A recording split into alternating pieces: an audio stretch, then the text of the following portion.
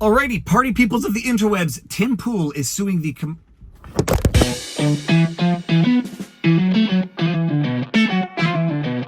Alright, let's try that again. Tim Pool is suing the Kamala Harris presidential campaign, and win or lose, it's a thing of beauty that you love to see. Viva Frei, former Montreal litigator turned current Florida rumbler, in my home office on a day where I swear it has rained at least 12 inches in the last hour. It was actually raining so hard I couldn't do this vlog a moment ago, and now the rain has settled, but I tell you, this is the type of weather for which I got this Bronco. Okay, so Mobileye.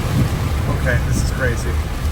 I can just plow through those puddles that have accumulated on the road while everyone else has to skirt around them. I can go through it with reckless abandon, but that's not what we're talking about today. We're talking about Tim Pool's lawsuit. Now, before we even get started, make sure that you have liked, shared, subscribed, and turned on notifications because it helps the channel grow. Share the channel with somebody who you think would like it, share it with someone who you know would not, and wait to the end for a clip of Kamala Harris giving you the best advice possible on how to find a mentor in order to have that mentor lift you up in politics and life. No, see, that's the thing. I don't even like her, but she's a partner and I thought I could help my career by making her squeal.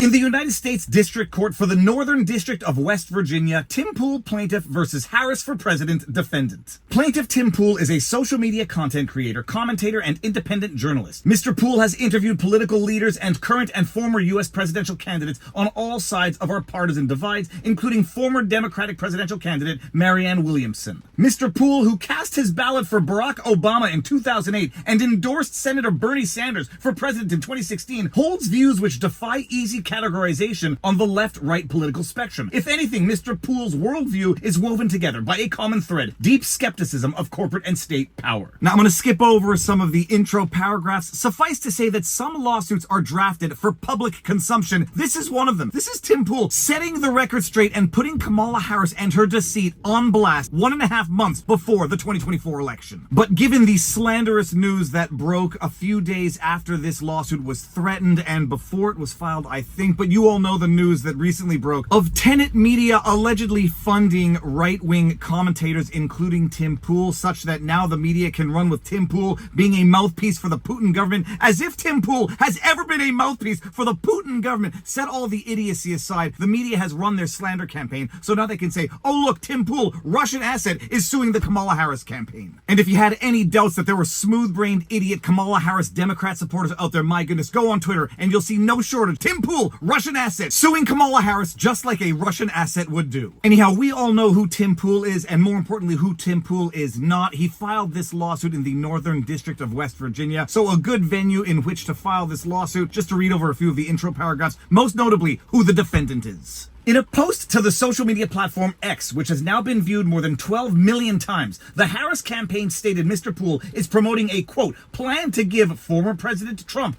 total unchecked legal power so they can jail and execute those who don't support Trump if he wins, end quote. The Harris campaign did not hedge this statement or couch it as opinion. To the contrary, to any reasonable reader, the Harris campaign was saying that Mr. Pool wants to suspend the Constitution, make President Trump dictator, and use state power to imprison and kill Mr. Pool and President Trump's political opponents. According to the Harris campaign, then, Mr. Pool's, quote, plan, end quote, is to imitate one of the hallmarks of the most abhorrent, murderous regimes of the past and present. Now, full disclosure, I like Tim Pool, I trust Tim Pool, and I think he's a good person, and I also happen to know that he is by no means a Russian paid propagandist whatsoever. You couldn't pay Tim Pool enough to change his opinion on certain subjects, as highlighted by the fact that he is openly admitting having voted for Obama in 2008 and supported Bernie Sanders in 2016. Of course, some of us here in the car are guilty of having supported Bernie Sanders, at least for a short bit, in 2016. Shame. Shame. Shame. Shame, shame, shame! Shame on you!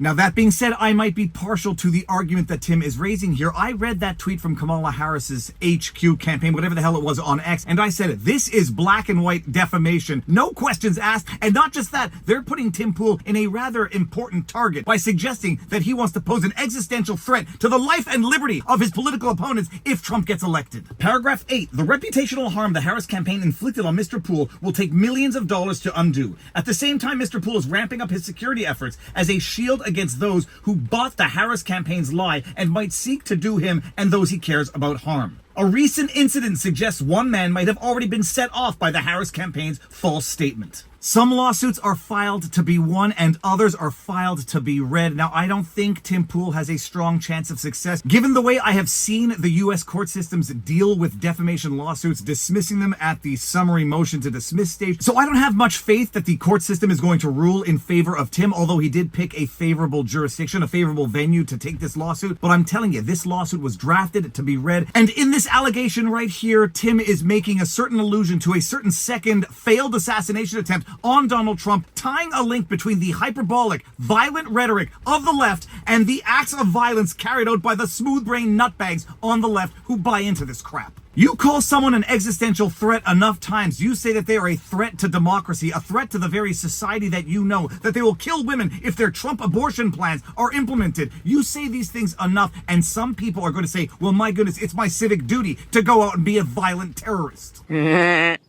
Duty. So while I don't have much faith in the court system to rule in favor of Tim here, I do think that Tim has a very darn good argument that this is defamatory and above all else poses a real risk to Tim because people out there are going to buy into the crap that the Kamala Harris Twitter handle campaign presidential thing are putting out about Tim Pool. Now let's get into who the defendant is. Paragraph 11, defendant Harris for president. The, quote, Harris campaign, end quote, is a principal campaign committee with a registered address in Philadelphia, Pennsylvania.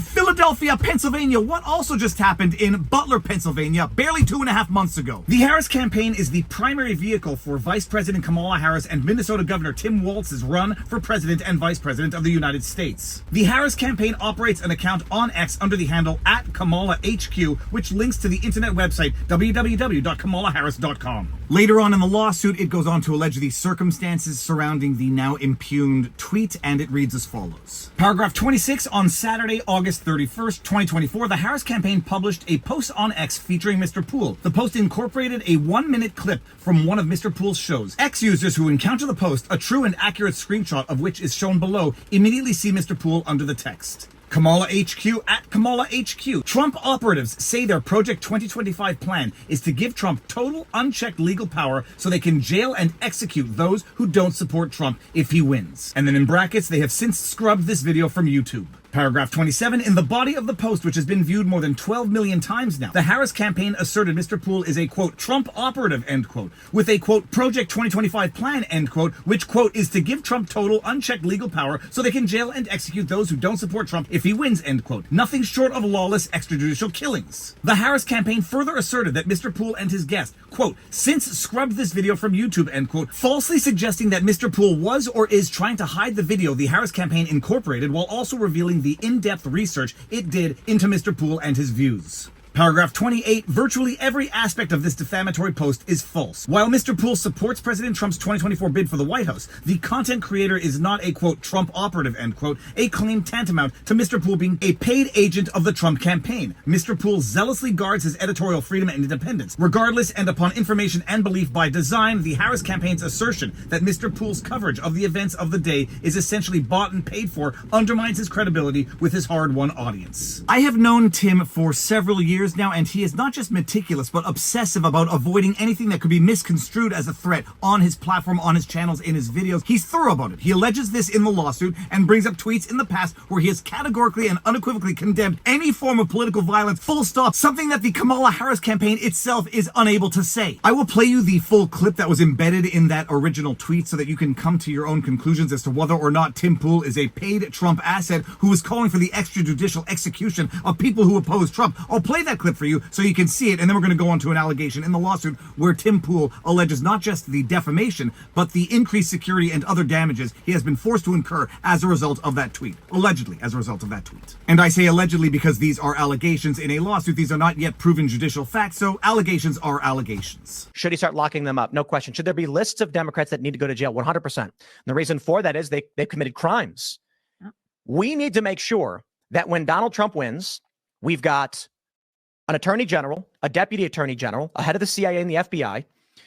Kash Patel would be fantastic. We can have attorney general. There's some names floating around.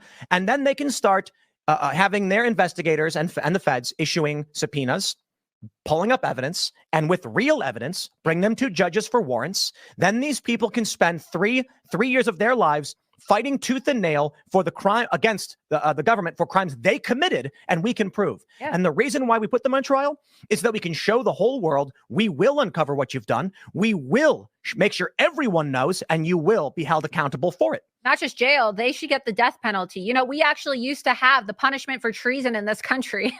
Paragraph 40, ultimately the Post accomplished what the Harris campaign set out to do. The Post gave Mr. Poole's opponents, including people he wants to reach and engage, with an excuse to distance themselves from Mr. Poole. Political leaders and especially elected Democrats are now less likely to appear on Mr. Poole's shows, despite his efforts to build bridges for discussion and debate. In this regard, Mr. Poole has put millions of dollars where his mouth is, purchasing high-impact advertising in his native Chicago and New York City's Times Square to raise awareness of his show above the very streets on which he took on corporatism in an effort to reach many of the same people he once considered friends and allies. To counter the effects of the Harris campaign's disinformation, Mr. Poole will have to spend millions of dollars to win an audience with those who now falsely believe he wants a dictatorship that will imprison and execute his political opponents. Paragraph 41. At the same time, Mr. Poole has had to invest in additional security to fend off those who wish to do him and those he cares about harm, laboring under the false belief that the content creator supports tyranny. Mr. Poole's concern in this regard are not speculative. He and his employees have been victims of swatting. Shortly after the Harris campaign's August 31 expos, a man showed up at the property owned by Mr. Poole. One of Mr. Poole's employees reported being assaulted by the man. Upon information and belief, the alleged assailant knew about the Harris campaign's post, which served as inspiration for the unexpected visit. Mr. Poole is now working to secure round-the-clock security for himself and others shaken by this event. These security measures will cost hundreds of thousands of dollars. So perhaps the incident that was referenced earlier on in the lawsuit was not about the second failed assassination attempt on Trump's life, and it was leading up to this allegation that someone apparently showed up on his property, inspired by that post by the Kamala headquarter campaign, whatever, on X. But I love the fact that it's sort of ambiguous when you're reading it, because that's the connection I drew, and I think it's a reasonable and legitimate connection for others to draw as well. And then we get into the two causes of action. Count 1, defamation libel per se under West Virginia law, and count 2, bad faith misconduct. That is the essence of the lawsuit. I am not overly optimistic in Tim's chances of success with this lawsuit. I have seen the way the courts in America have dismissed, very summarily at times, defamation lawsuits. I can already anticipate the defenses that are going to be raised. It's a matter of opinion. It was hyperbolic, not meant to be taken literally. It's a reasonable interpretation of the statements being made. Tim Poole is a public figure. These statements were not made with actual malice, etc., etc. I can see those arguments being made, and I can see this lawsuit getting dismissed, but part of the power of this lawsuit is in its filing, so that Tim can, at least on paper, try to right the wrong that was done to him, because there is no question that there was a wrong done to him. The only question is whether or not it is sanctionable under the law, or whether or not you'll find a judge who is willing to sanction this type of conduct. But what is particularly fun is watching people on the internet pick it apart without actually saying anything. People criticizing it without actually saying anything, and here is one such tweet. Andrew Fleischman, at AS Fleischman, who, if you go to his profile, happens to be a lawyer. I work on behalf of the wrongfully or unfairly convicted. I also try cases.